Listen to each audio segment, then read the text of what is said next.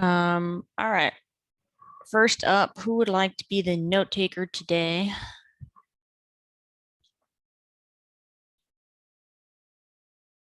I can do it. Thanks, Jesse.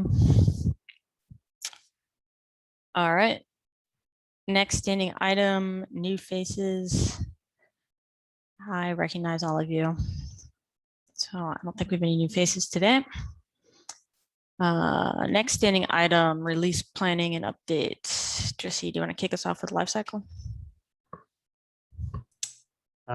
Sure. I don't know the status of any updates. I think we're kind of in the same place we were last week, I want to say. I know we're working towards finishing up the thing. Everything's assigned for the next release. I think work just continues on that. I don't think there's anything else to add. Does anyone want to give a pack update? Javier, maybe?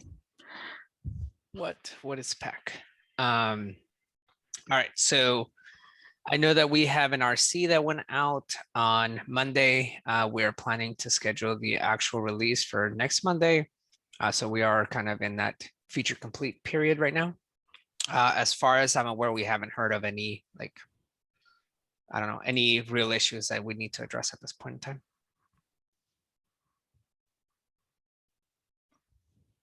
Sounds good. Okay. Next up, a review of outstanding RFCs. I will share my screen here. Okie dokie. Starting at the bottom, disambiguate layer metadata file from app metadata, otherwise known as refactor the file system.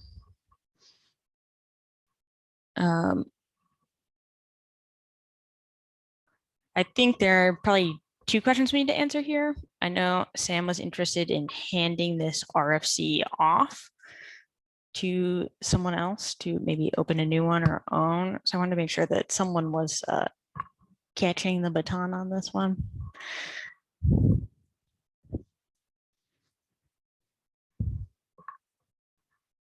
And I know last time I had tried to volunteer Jesse to do it. Yeah, I think I can pick this up. I could try to update the RFC and bring it next week. I think I'll put myself on that. I think I don't want to dive into the weeds in this update, but I think probably one thing we should talk about is whether, like last working group, we sort of planned our dream file system structure, but I think there's some question about for changing the meaning of the CMB dir, would that prevent older builders from working, or does it create any migration problems? So I'd say that it's like the outstanding discussion that probably still needs to happen on this one if we are happy with the final file structure. Okay. I'm going to skip over this blocked one. I'm putting up I still have a half done launcher RFC. I have nothing new to say about it today. Make build layers read only for subsequent build packs. I think I removed all the controversial parts out of it, and I cross-linked the RFC with the other one I created, and in that one I cross-linked it with the restructure, so that if we restructure the whole build pack, like the workspace, the layers directory, we also move the shared layers along wherever alongside the layers directory wherever it ends up. I think this RFC is pretty much done, like in terms of all the comments. Like I don't think I don't even know if this needs to be an RFC at this point, because this just enforces what the spec says it should be doing. I think it might have to be, given that the people. The suggestion for its implementation also changes the interface between lifecycle phases, right? So if the builder is creating tars, so then the exporter should export. We probably need to update the platform API for that. All right, so it seems like this is ready for re-review. So everyone, re-review. I'm gonna re-request my own review. Great. Buildpack author subteam.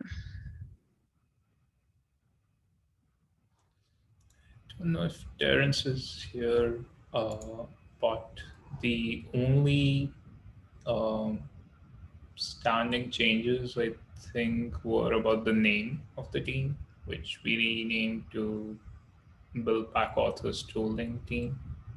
And there was some discussion with one of the maintainers at Paketo around like the goal of this team and like what kind of people can attend the sub-team sync, like whether it's just limited to the people who are contributing to the tooling that's maintained by CNB, or whether it's all Buildpack authors. And I think Terrence updated the RFC to clarify that.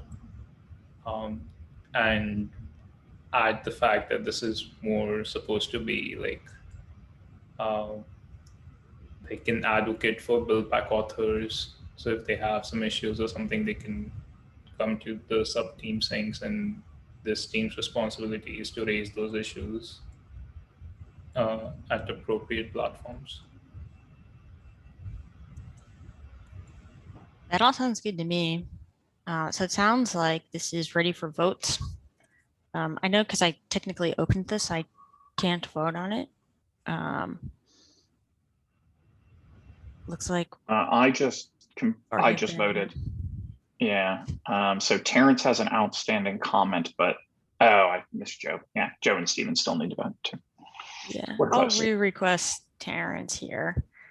And then can Terrence with Terrence, we're at quorum. Can Terrence vote in this? Can Terrence vote for this, given that he co-authored it? Yeah. Yeah. I think generally an author vote isn't an abstention. It just counts as a yes. You don't have to formally say yes. It is an assumed yes. But because GitHub. The math. Oh, sorry. What did you say, Ben? The math of trying to work that backwards, if there is an abstention and then coming up with the new percentage of votes is really difficult. So right now, GitHub is assuming I'm a yes because I originally opened it, and I am a yes. So I'm happy with that assumption. So if Terrence explicitly adds his yes, then I think we're at 3 of 5, which should be good enough. No, that's not how the math works, Ben. I think so. I think because Joe is. Joe counts for 25% of a core team, and we count for each of us counts for less than that. I'll send you the spreadsheet there's a that I spreadsheet once wrote somewhere. to work it out. Yeah. All right. Well, maybe I'm pretty sure that both Joe and Steven are in favor of this. Maybe we can just pressure them a little bit. It's too bad they're not here. This is usually the forum for doing that. Okay. Great. And we got a new one here from Sam. Add a proposal for a shared layers directory. Is this, do you maybe want to give everyone an introduction to this in the formal agenda, Sam? Sure. Yeah. Okay. I believe that is our review.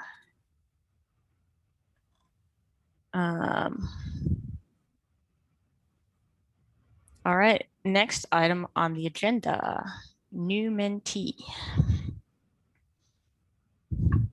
Cool. All right, I added that one. Just wanted to, congratulate a new mentee coming in through the LFX mentorship program.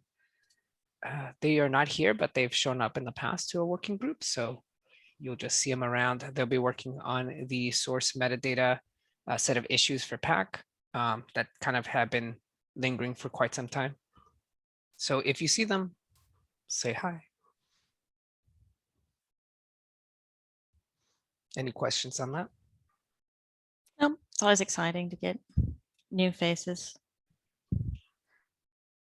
To remember to give them a big welcome next time.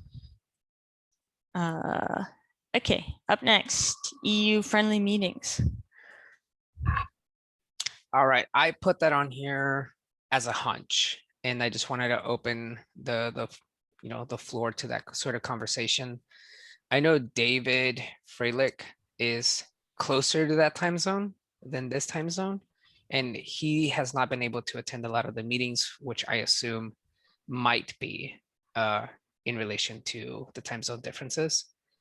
I know Sam just joined our team as a maintainer, and same thing for him. I would maybe want to be considerate to his time zone. So yeah, I don't know what the real action item here is, but again, I'd be happy to have an earlier meeting if that aligns better with EU.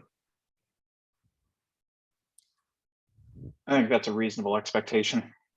I think we're going to have to make a hard call. I think like Stephen and I especially are going to have to do some serious surgery on our schedules to make that happen. But I think even Joe had started having conflicts with some of these meetings as well. So I think that's worth it. Are we thinking just sort of like leadership and working group meetings, or moving all of them, including the office hours and sub teams? For me, I think the mentality or philosophy should be all of them, right? But I think maybe the action item for this would be like a doodle, right? Where people could just throw in their times, and that way we try to land on something that's a little bit more in line with everybody's, but we could focus on the major meetings like working group and office hours. I think leadership is also one, but I think that's outside of this Fewer audience. people. Yeah. Some teams things are already a little bit earlier in the day. All the sub teams things are currently EU friendly, I think, and Mesa friendly, sort of borderline Mesa friendly, but yeah. You wonder, so like now we have some representation from the EU. I think it would make sense to move this working group because some of those people are heavily involved in the project. Do we want to keep like office hours in a Pacific friendly time zone like it is now? Like, is there any danger that we move everything to a time that then someone from California cannot attend? And Yeah. I'm not counting Ben here because I know he gets up at the crack of dawn anyway, so he doesn't count. But there's still like, there's some room, right? Like we've still got 3 hours earlier that we can work with and still be relatively California friendly. Like how much earlier does EU friendly mean to people right now? I think so. Currently, this is scheduled at 8 p.m. London time. Like the typical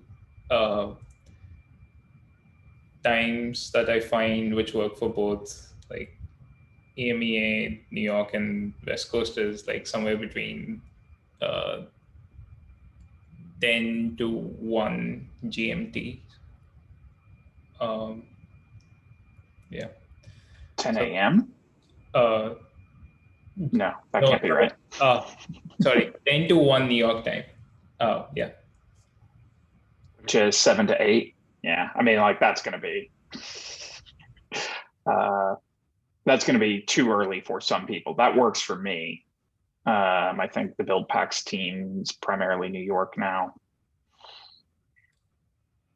I know when I used to schedule a global manager meeting for Pivotal, we did it noon New York time, but I think that's still hard for David, who's even further east of the group that was scheduled to be best for. So maybe we could try like 11 New York time. So it is early for California, but it's not super early. Like everyone has to suffer a little bit, but don't have to suffer quite as much as David would have to suffer now to attend this meeting. You could also do like one meeting with which is EMEA friendly, and one which is like West Coast friendly. So maybe move one of the meetings that's easier for New York folks and EMEA folks, and one which is on the other side. Like, weirdly, moving it up to, like, for me specifically, moving it into the 7 o'clock Pacific hour, which is 7, 10, 15, 3 o'clock maybe for Europe, actually works really well for me.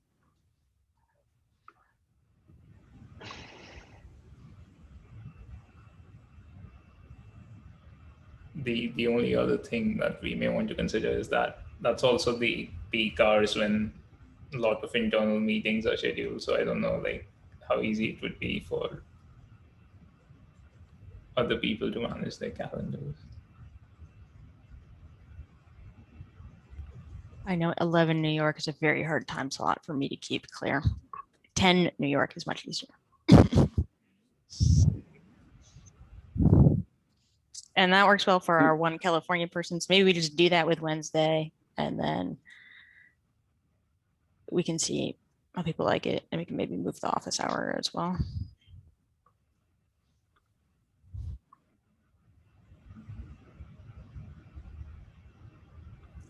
We'll have to coordinate. We can't just make this decision without Stephen, though, because his calendar is the hardest one. We have some ideas. So what if I create a doodle and just pass it around in a public Slack somewhere, and then people could just kind of vote, so we could align. And like, I'd keep it pretty limited, sort of like 7 and 8, 5 days a week. And I'll focus on the working group as the first meeting that we'll trial this on. I guess one of the other things, Sam, you mentioned like having 2 meetings for certain things. And I know that there's other projects that have done that, and like one of them's always lacking. And so they eventually just like kill one of them. And they ended up killing the one for me. So I was like, okay, fine. I guess I'll get up at 6 in the morning. Yeah. I guess the other option is every other week. Just alternate between 2 different times. It's harder for people to schedule around, though.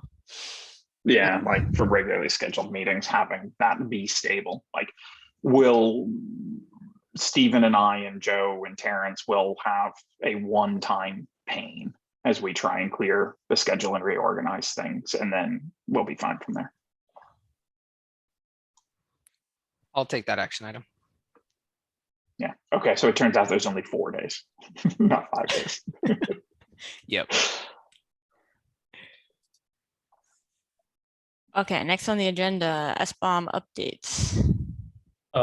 Yeah, I think we talked about this last time. I don't know if you want to talk about it now or during the office hours, but I did a bit of investigation on the different formats with some examples, and I also tried to run like one of the out-of-the-box container scanners that Cyclone DX. Well, one project that implements the Cyclone DX spec provides on like a app image created by Packet of Buildpacks. I would imagine the output would be similar for Heroku or the Google Cloud ones.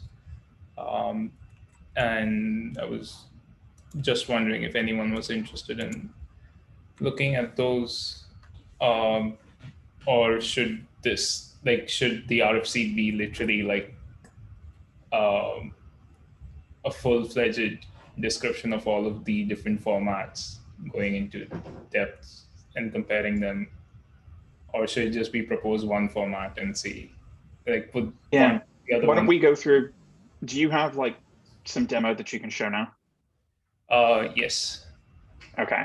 So my feeling is the RFC should list every candidate, every real candidate, and make an endorsement of 1 or 2, maybe like list the other ones in alternatives, so that there's at least a place for someone to raise an issue saying, hey, I think this is better for a reason why.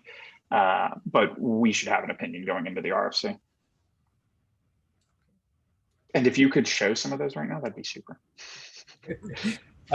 Yes. So, for example, this is a contrived TOML example for a Cyclone DX bomb created out of Go sample project from Paketo. No, a Node.js sample project from Paketo. This I had to pipe through YJ or whatever it's called from the JSON format that CycloneDX supports. This is the original CycloneDX JSON for the same app image.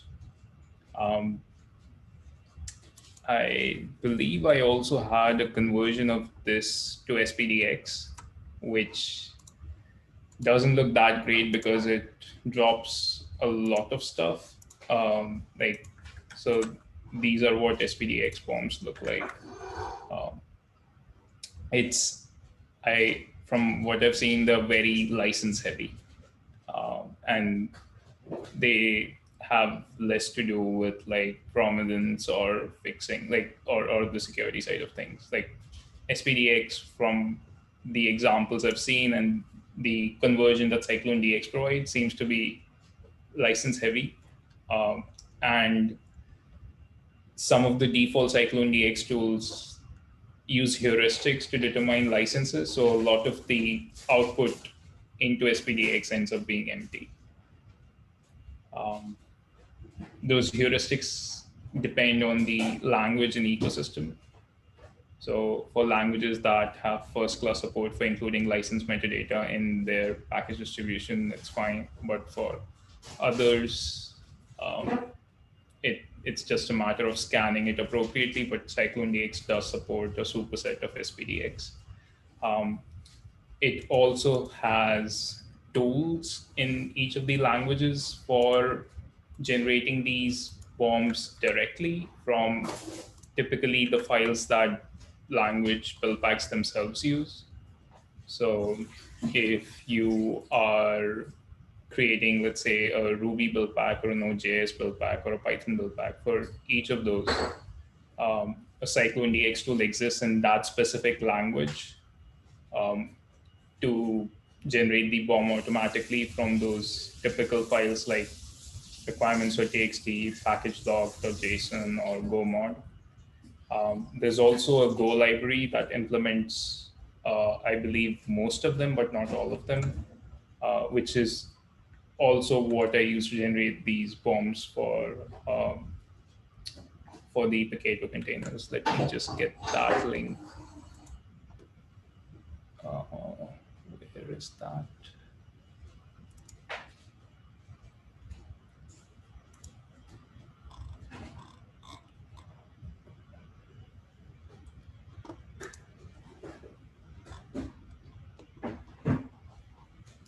Yep, it's this library called Sift, which exposes both a CLI tool and a Go library. It also has a complementary security scanner that can do both generate the bomb and like reference a security database to match vulnerabilities against. So in terms of tooling, I tried to do a similar research for SPDX. There was one tool I found, which was written in Python, which tried to like untar the container and like do some weird shell commands to inspect them. The Sift tool took less than a second to scan the app image. That Python tool I gave up after 2 minutes, while it was still scanning the image and generating the SPDX bomb. The other thing is SPDX currently is not structured in like JSON, TOML, or YAML. It's got its own format. So we probably have to convert from TOML or JSON to that specific format. I think that is a really big limiting factor, right? If we want the bomb to go in the layer TOML, and there is no TOML representation of SPDX, inventing our own TOML representation of it does seem like maybe not something we want to do. Stuff it into a single key with a string. Yeah, I guess that's the option. So how CycloneDX works through it is that it tries to convert its individual JSON or TOML. So CycloneDX has first-class support for XML. And JSON. There's no first-class TOML support, but it's really easy to interconvert between JSON and TOML. And we output the BOM on the label as a JSON anyway. So how CycloneDX converts to SPDX is it takes like some of its like provenance keys and converts it, or the license keys and converts it to that SPDX tag format. So there is a specification for converting JSON to SPDX, which happens to be specified in CycloneDX.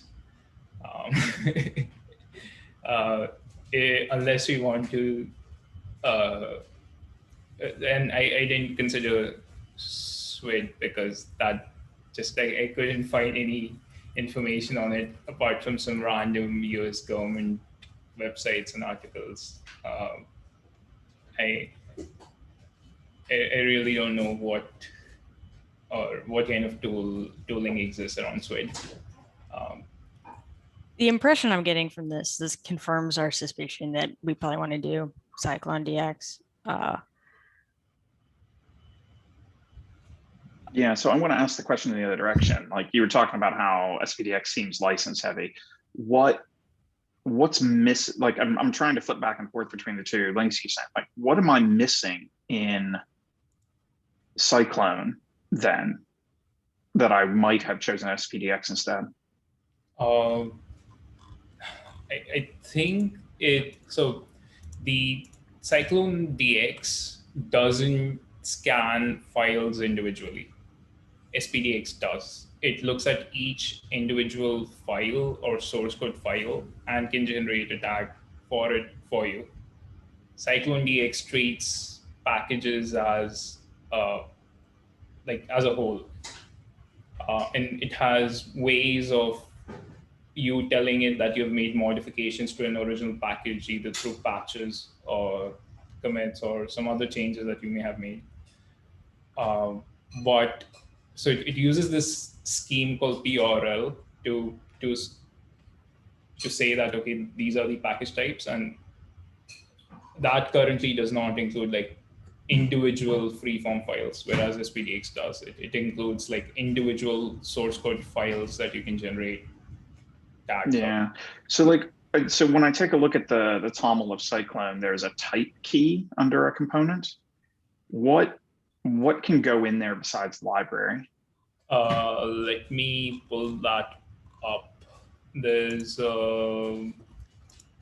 It takes container, so you can make a top level container component, and then I think there's also like application or something like that. yeah, there's application libraries. I'm just trying to find the right place. They have it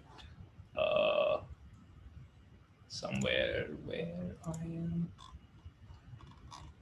Where is it?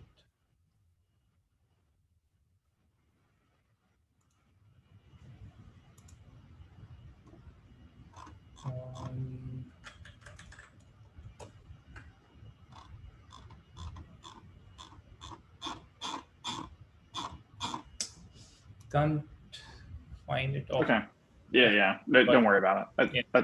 You're answering my question. So like one of the phrasings you use there, Sam, though, like is kind of a red flag for me. You said like SPDX scans for individual files, but like really that notion, the idea of scanning is totally an implementation detail, right? We're just going to write the values into these things. So I was actually wrong. Cyclone DX also has a file type. Yeah. It's just these scanning tools aren't outputting data about individual files, but if a Buildpack wanted to, it could write data about a file.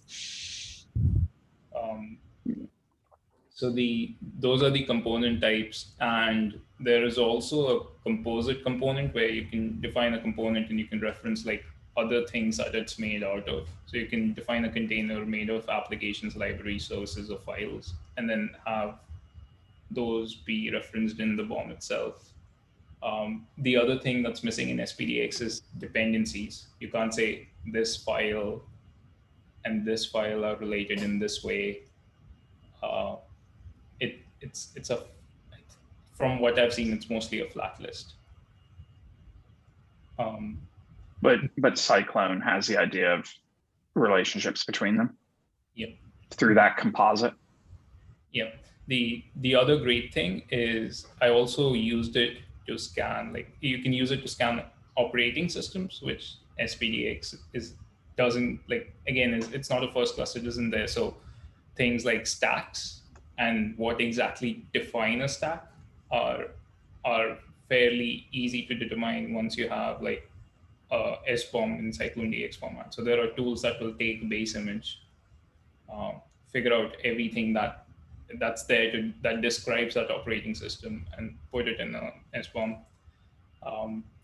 One other thing that we may be interested in is this PORL thing, which defines a notion of how dependencies from different ecosystems can be defined. I know we've like we have struggled a bit in the past, like saying that this build pack is only conformant with this stack, or like we have introduced this idea of mixins. I don't know if that's one other thing that we may be interested in looking at, like the PORL specification on its own, if that makes sense to adopt for other things. But in terms of generating a final bomb, it looks like Cyclone DX is more than it was made for the kind of issues we are facing today, rather than like license checks. It is convertible to SPDX, and the licensed field in Cyclone, that is the SPDX syntax, right? So it accepts SPDX type. So SPDX is identified for licenses. That goes in the SPDX tags. So it reuses them so that it can convert it to SPDX. Yep, cool. So, Seems like Cyclone accepts a couple different identifiers, right? It takes the, I don't know, people say PURL or Perl, the CPE and SWID identifiers. And it seems like, I think when you're integrating with different sort of CVE scanning tools, different ones of these tools use different databases that correlate CVEs with these different identifiers. But I don't think we have to like pick a winner here. I think a good build pack would just fill all of these out accurately if it was possible. yeah, so I think that's also mentioned in that same link I put, which is like different ways that different security scanning tools identify packages. So yeah, for different kinds of components, you have different types of like package identifiers. I've not looked deep enough into the tooling if for all of these toolings, whether like they provide some sort of conversion between these tags. I don't think that should be in our interest. Like just looking over that link that Sam just sent Emily, like it feels to me like the answer is either like CPE is deprecated and doing SWID for operating system packages and Perls for everything else, right? Like I wouldn't think that we'd fill in both of those, but like you gotta put a bit of that onto the vulnerability scanners to understand that they're effectively two different databases of IDs. Yeah, at the end of the day, I feel like that's a build pack choice, though. It's not even like a CMB spec decision. Like if we just accept Cyclone DX components and put them together into a bomb, you can put in whatever identifier you want. The other good thing is that Cyclone DX also has a merge tool, so you can take separate layer tunnels, for example, which we'll now put bombs in, and merge them to create the final bomb for the container. So that specification is also laid out, which I think may have been the other question, is like, how do you combine conflicting things, or yeah. Do you have any thoughts about how we should represent this in the layer toml? Like, do we want to do a JSON toml conversion and represent it in toml, or do we, as Ben suggested, want to just stick it in a string? So one other thing, if you look at like the the normal representation I put in for Cyclone DX. It just wait, let me post that again. So that again needs like it needs that bomb format spec version, serial number version, etc. on top. You would have to figure out some way to specify that. I don't know if we just want to shove this whole table under the metadata table and then like unwrap it when we export it out, or should we the other thing we need to consider is that at some point, like the bombs we'll be generating would be too big. And whether putting all of that onto a label. I put this on the agenda already. There's a problem. It turns out that if we sort of thought of labels as having no practical limit, in that, yes, we want to getting the config blob to be a quick operation, and theoretically really long labels could slow it down a little bit, but it didn't seem to have huge practical consequences. But it seems like you can basically take down an entire Kate's node if you have really long labels, because the kubelet is asking container D over gRPC for basically the config of every container. And there's a message size limit. And we've been generating some really large labels. And it turns out that if you run some of these images on a node together, you could take down the whole node. Really? Okay. So I wanted to propose that we move the bomb into its own layer in the image, because then you will not have that problem.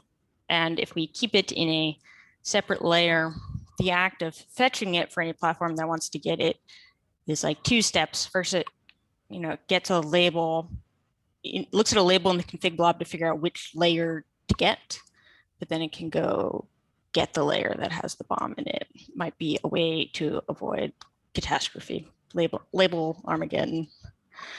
Yeah, like my one, like I totally empathize with that concern and that solution to it. One of the things that we struggled with originally, or like in the older versions of the build packs, is now you're going to need to convince every single security team, like vendor, that they need to know to look at this CNB specific label to go find out which layer and then download that layer and then extract file from that layer and then come up with an answer, versus they're already prepared to read things from a label.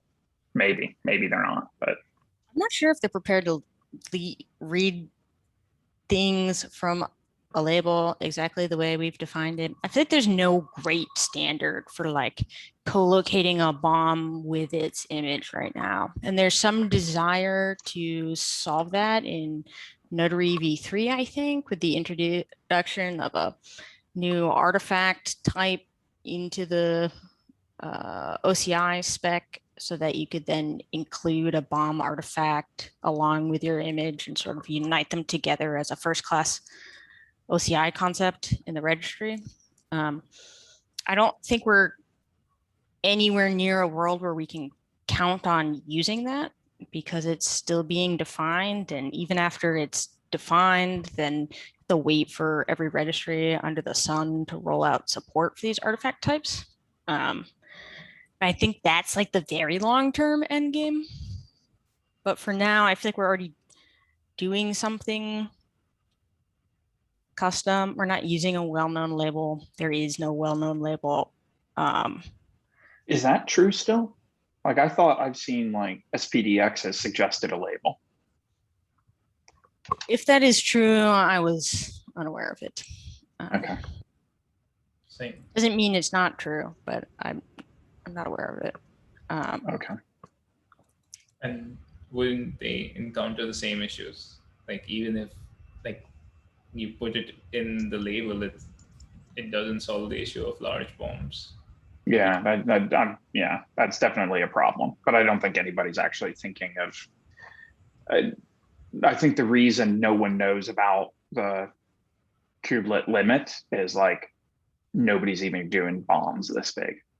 right? Like to be clear, the labels that we're breaking things with are not our bill of materials. Our bill of materials is actually even on like a full detailed Java application like Pet Clinic are very, very small relative to some of these other labels. So it may be that no one has a fully complete bill of materials with all of this stuff in it that is achieving those sizes yet. We haven't merged like the stack stuff into the bomb or anything Yeah. like that. Like And- our labels that we've since gotten rid of to solve this problem, were not the They're bomb pushing label like- causing. But they were like 600 or 800K. Like it's like actually a really big number comparatively. So like with Node.js, like especially package lock.json, if you're generating a simple bomb with it, that's not even complete. You can still easily hit 1 MB.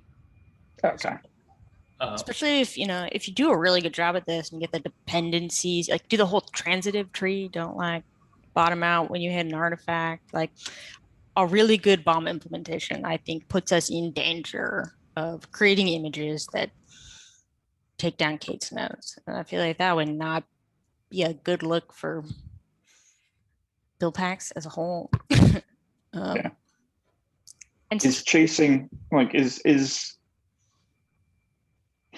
is introducing our own, like writing this into a special place in a layer and having a special label that points at it, because I don't think it can be part of like our metadata label. If we want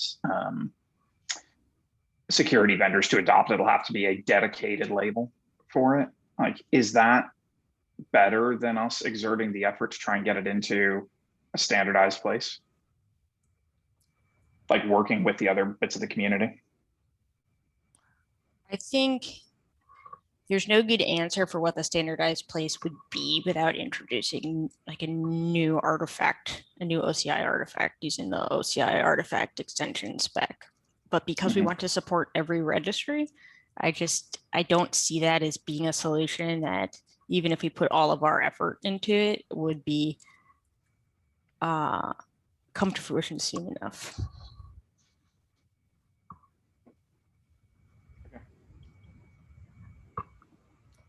I think the other benefit of having the bomb in a layer in the image is that processes that are running in the image can inspect that. And decide. Is that an important thing? Like, what would that be for? So like if you want to record metadata like from inside the container about the container. So like, for example, certain package versions, or typically when you're doing like ML experiments, for example, you want to figure out like which libraries you're using and record that somewhere as like one of your parameters. I don't know if that makes sense, but that is you could do some weird things like this, right? You could have a build pack that contributes a worker process type that when you run it, all it does is spit out like an OSL license file for your container or something. Yeah, but if you put the bomb on the outside, couldn't the same thing? Like, yeah, I'm not saying that putting it in there is like, I didn't have a particular use case for that. I'm just like coming up with stuff now. But it's interesting enough that it's already in there because we put it in metadata table for basically no good reason now. So it's in both places. I honestly think that for most people, like, maybe if platforms provided a way that when you ran a build, you got this back as a file, like rather than trying to convince all these scanners right now to like adopt our temporary standard for where to find this automatically with an image, like people could just be managing it themselves if we provide an easy way for them to get it. Yeah, I was going to say that at some point, I think I was under the expectation or desire that the bomb would be file-based, similar to like report TOML, right? Where we would have it in a physical place that then could be uploaded, similar to like code coverage results or something similar like that, to a secondary tool that then does a lot more of the tracking itself, as opposed to going to registry and scanning the registry itself. If we made Yeah, it really like- easy with Pack or something to just pull the file out of the image, then people can integrate at their will without requiring each scanner to know how to do that. I mean, we technically have a command right now, pack inspect image minus bomb. It looks at the label, it could just look at the file. The interface remains the same. You get the same output back. And I think Kpack also has a similar CLI tool that can generate the bomb as a file from the image metadata. So that's at least two We're- platforms I know of that can do this. Yeah, we've already got the abstraction over it. So it's interesting, Javier. What I heard you saying actually is like more than one artifact is created. Not that it's still inside, but like, you know, sort of when a build is complete, in addition to having an image that was output, some stream of bytes is returned as well. Which actually, I think that aligns actually like with VMware's internal goals. Right now, we do a bunch of information with the bill of materials that as it exists now, sort of like from the Java Buildpacks, and it requires us to go to a registry and pull a label and stuff like that. But I don't think we've ever expected it to be. We always sort of think that there's likely in a modern enterprise to be a generic metadata store somewhere. And so like, whatever it takes to get the output into the metadata store is likely where we're going to go, because so much stuff has to be centrally correlated that trying to stuff it on Kate's resources and images is like a losing proposition long term. A lot of people want to take it out of the image and put it somewhere else. I do think there's one really strong case for wanting it to be in the image and not just always separate, which is in the case of image signing. Like you can then in some ways your bomb has been signed with your image. I don't know like I think to what extent people care about that, but if we do it No, this way, that's 100. both- Yeah, yeah. that absolutely has to be a hard requirement. But Yeah. it does, like, it feels to me the long-term goal of having another OCI artifact type like that will likely be able to tie into that exact same system, right? Yeah, it's sort of like coming out of the notary folks too. So they're explicitly thinking about the problem in terms of signing it all together. Yeah. But I think for now we need to do our own thing, and a layer is just probably the best bet. and we can have both, right? Like, so the other use case I'm thinking of is image relocation. You take the image, you promote it somewhere else, you want the bomb to go with it along with the signature, ideally. So if the bomb is within the image and you can regenerate the bomb fairly quickly from the image, and like tools like Pack can provide like a Pack inspect image minus bomb given any image and output that file, that's great. So once this file is generated, you can either push it as a separate artifact, you can store it as a file, push it to a metadata store. But I think for me, it's important that it stays with the image wherever the image goes.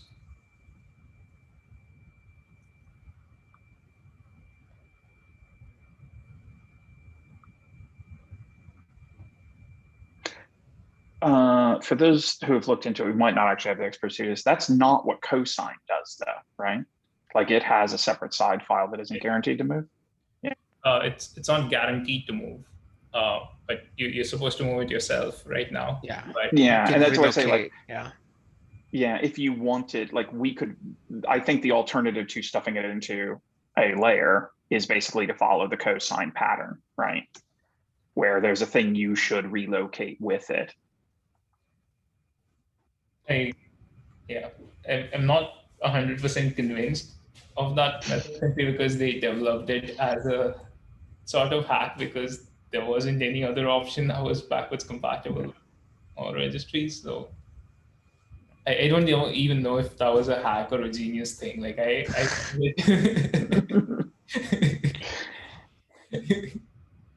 Like create some problems. It- With it's- relocation. it's ingenious in the way it currently works so easily. And I mean, whenever asking these sort of questions, it's always easier to just answer with why not both. I don't think we are hurting ourselves by putting this in a place where we can regenerate it easily and shove it into other places if we want to. That's fair. Yeah, I think I would say like the worst option is putting it in a label, basically, all things considered. I saw Matt or Matthew McNew unmute himself a couple times. I don't know if he had anything to say or add. I was just going to reiterate what Emily said a second ago about the problem with putting the bomb outside of the underlying images and the signature that you have doesn't point to the thing that actually has the signature. And cosine itself doesn't really have that problem, right? Because it itself is creating the signature. The other place, if you want to hack into cosine, is cosine has this idea of freeform annotations that it stores with the certificate, and you can just put arbitrary stuff in it. So you can also populate that with the SBOM if you wanted. I don't know if you want to do that, but Like You one know. other option has always been annotations, but it doesn't work against the Docker daemon. People want to build against the daemon and push, and manifests are still weird in the daemon. Did we confirm that annotations don't exist or aren't persisted in some form or fashion on the daemon? I mean, you can now manipulate manifests in the daemon. So I think you can manipulate annotations in manifests in the daemon, but this is not typically how folks use the Docker daemon. And I think you have to turn on experimental features to even manipulate the manifests still. And it sort of depends on you having pushed it somewhere first, something. The whole thing's a little weird. so is the conclusion that I should make an RFC with Cyclone DX, and this SBOM, like where the SBOM should be located, can be a separate RFC, or should that go together? Oh, that's interesting. I'd say together. Okay. I guess because otherwise you're going to be inventing the label format for the Cyclone DX file, and you might as well not. Yeah. I guess there are still other open questions around like how we want to change where we want to allow Buildpack authors to put all of this metadata in, because a lot of these tools just can generate a file. So it might just be easy for the layer toml to reference a file instead that has the Cyclone DX bomb rather than trying to repurpose it into the current metadata table. Or does it even need to be a reference? Like, is it feasible just to have another magic file like layer toml that's SBOM toml?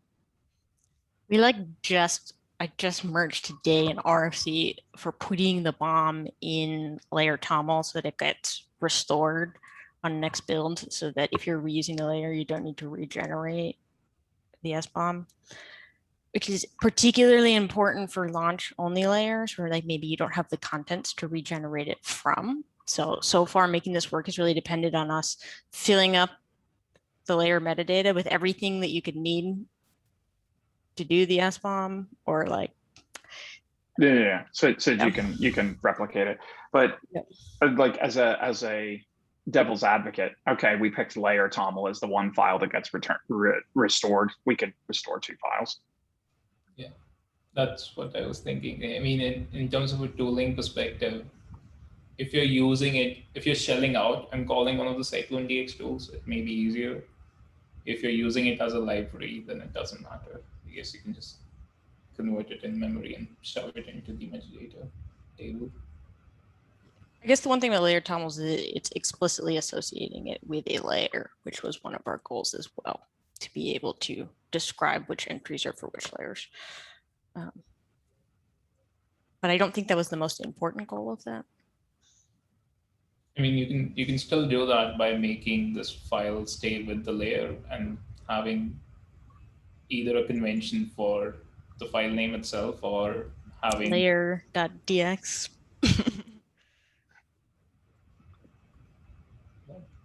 Yeah, I would leave that as an open question, and I'll just wait for someone in the RFC to have stronger opinions than I do about it.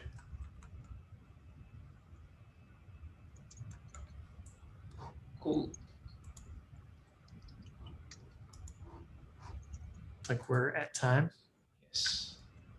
so the other things will have to wait.